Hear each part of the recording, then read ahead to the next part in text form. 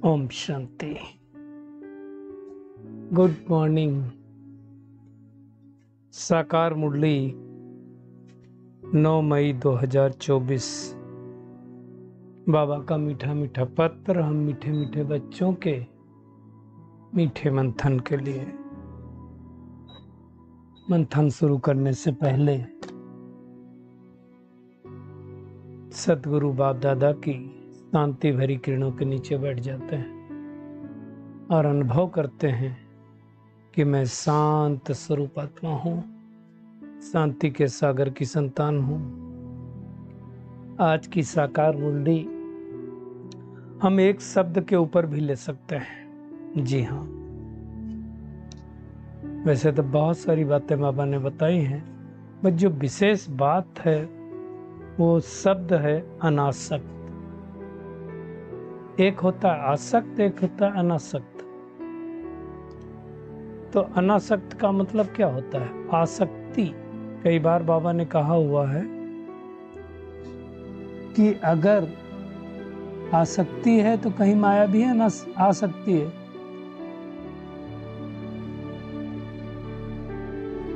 तो अनासक्त जो है, डिटैच्ड जिसको बोलते हैं इंग्लिश में, ये बहुत ऊंचा शब्द है। अनासक्ति का वास्तव में देखा जाए तो क्या अर्थ होता है? जिसकी किसी चीज में कोई आसक्ति न हो उसको कहते हैं अनासक्त।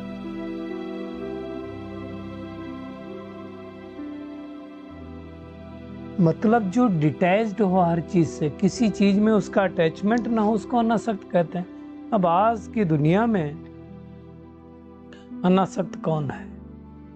हर एक की तो इच्छा हो रही, वस्तुओं की इच्छा, व्यक्तियों की इच्छा, वैभवों की इच्छा, मिलने की इच्छा, बात करने की इच्छा, देखने की इच्छा। कहाँ है हम अनासक्त? कहाँ कहाँ बुद्धि हमारी जा रही है? तो आसक्ति तो है ही। खाने की आसक्ति, पहनने की आसक्ति, देखने की आसक्ति, टच करने की आसक्ति, सूंघने की आसक्ति, सुनने की आसक्ति, सब जगह तो आसक्ति आसक्ति। मोबाइल की आसक्ति, एसी की आसक्ति, तो हर एक चीज की आसक्ति है। इसलिए माया भी आसक्ति है, तो आ ही रही है माया। तो अनासक्त भाव अगर हमारे अंदर हो तो ये नहीं हो सकता। अब हमें अपनी चेकिंग करनी कि हमारे अंदर कितना अनासक्त है।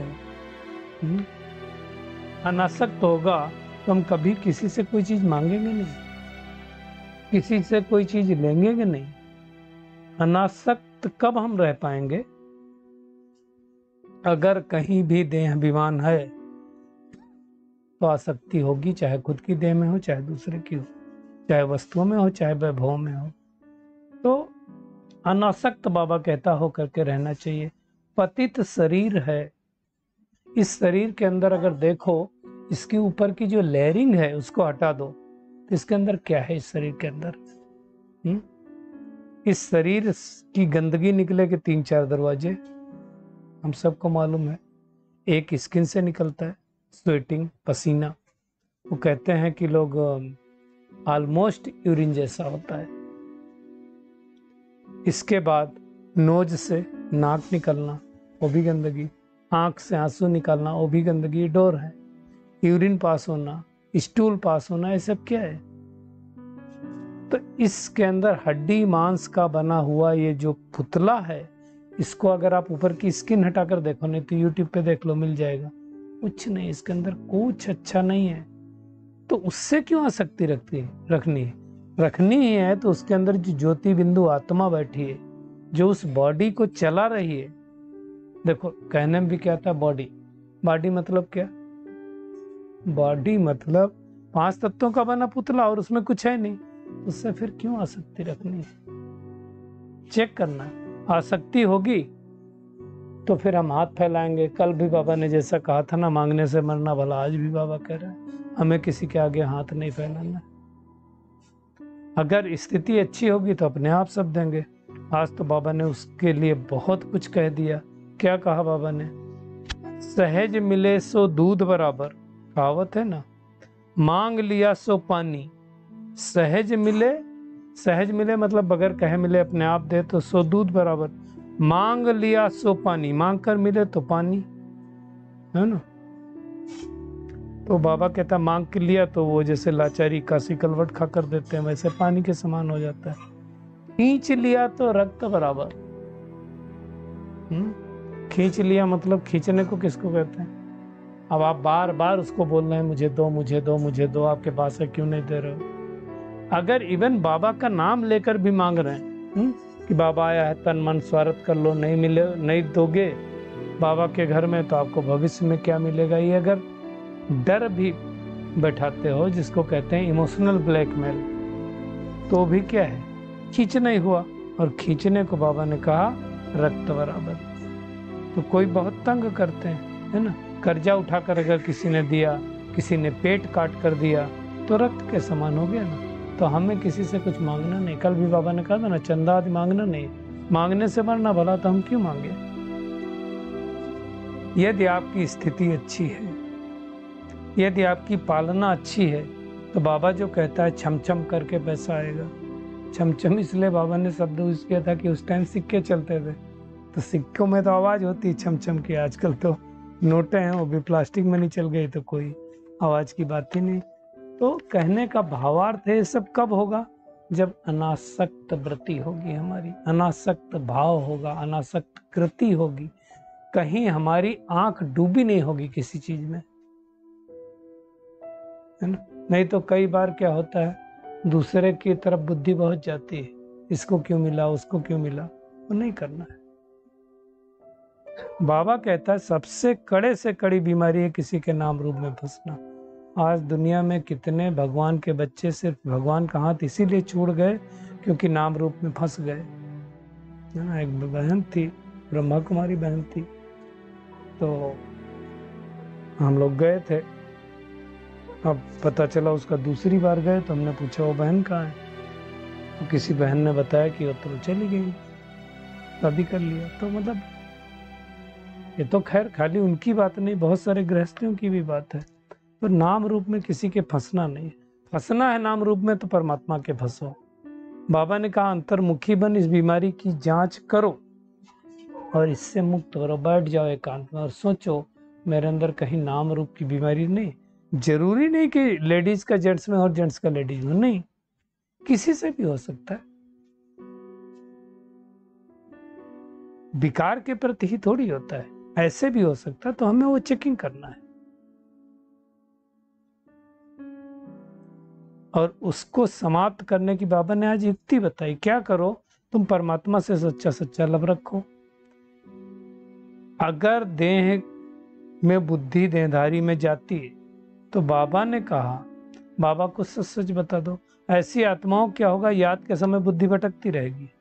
अगर भगवान को बता देंगे, पहले भी बताया है बाबा ने, तो भगवान क्या करेगा, क्षमा कर देगा। और दूसरा क्या होता है, सर्जन से जब बीमारी हम नहीं छिपाते हैं तो बीमारी बढ़ती नहीं है, कोई ना कोई ट्रीटमेंट मिल जाता है। छिपाते हैं तो बीमारी बढ़ती जाती है। इसलिए बाबा ने कहा बुद्धि किसी के नाम रूप में लटकी नहीं होनी चाहिए। संसार की कोई वस्तु ऐसी नहीं होनी चाहिए जिसके बगैर आप रह न सको, इंडिपेंडेंट, है ना। हाँ, एक चीज हो सकता है, ये आपके मन में संकल्प चले कि परमात्मा के बगैर हम नहीं रह सकते, दैट्स ओके। बट संसार में ऐसी कोई वस्तु नहीं होनी चाहिए जो आपको बांध करके रखे, आपके ऊपर कंट्रोल रखे। तो कंट्रोलिंग पावर रूलिंग पावर नहीं है। रूलिंग पावर कंट्रोलिंग पावर का मतलब मेरी एक एक कर्मेंद्रिय, एक एक थॉट मेरे कंट्रोल में, किसी और के कंट्रोल में नहीं। अगर बुद्धि कहीं और लटकी होगी तो बाबा ने कहा सर्विस के बजाय डिसर्विस हो जाएगी। तो ऐसा हमें नहीं करना है, डिसर्विस हमें कभी भी नहीं करनी है, वो हमें ध्यान रखना है। और ऐसी जो डिसर्विस करते हैं उनको बाबा ने कहा निंदक और सजा के भागीदारी बनते हैं।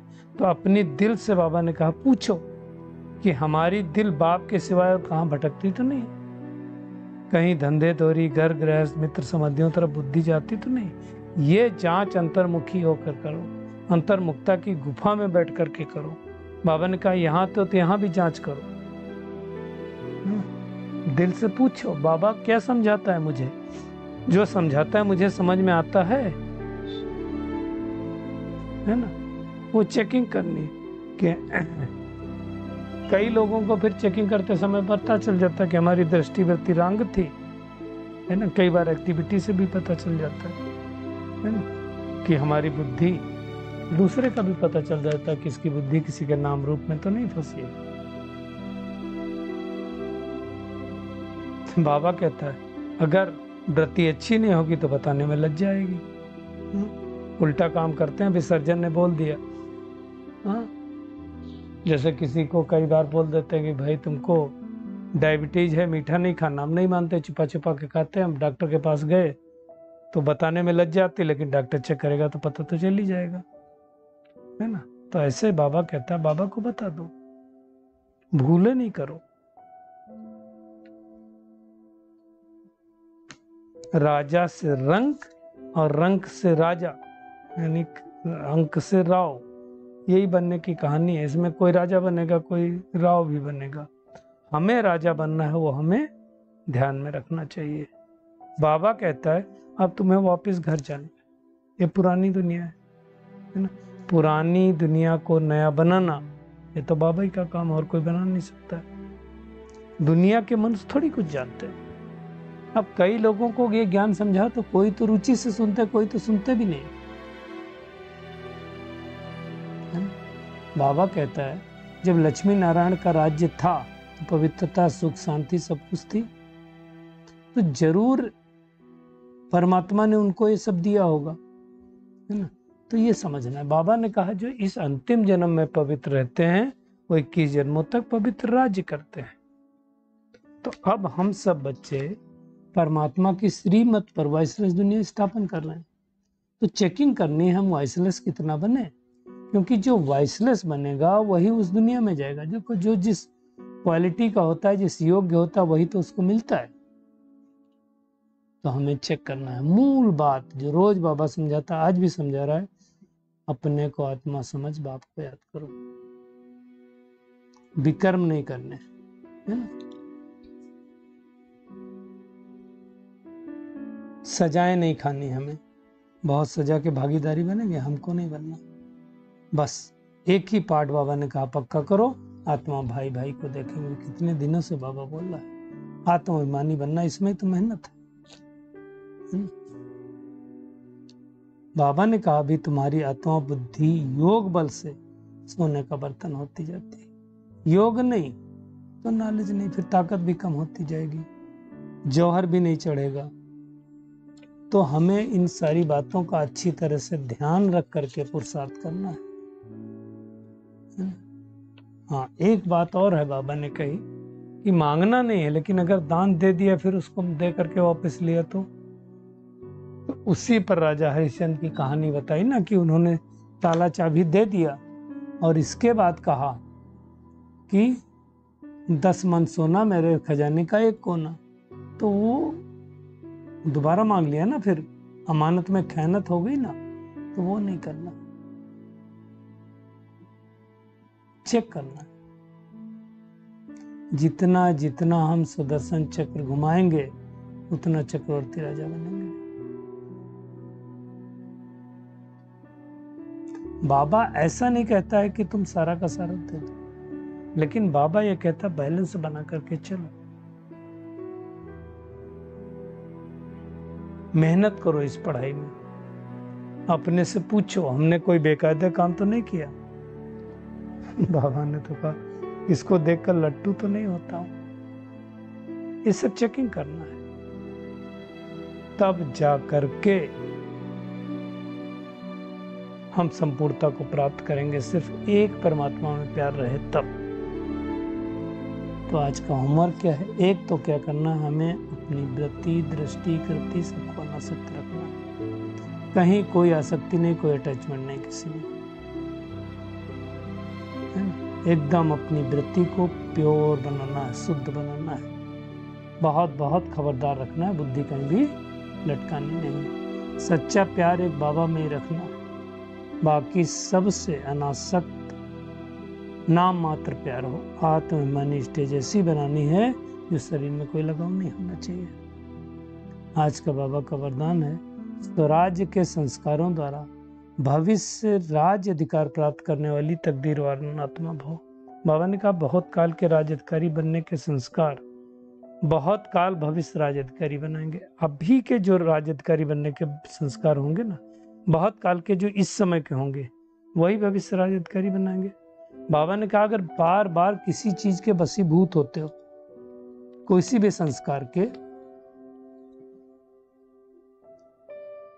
और अधिकारी बनने के संस्कार नहीं है ना, तो राज्य अधिकारी के राज्य में रहेंगे लेकिन राज्य नहीं प्राप्त होगा।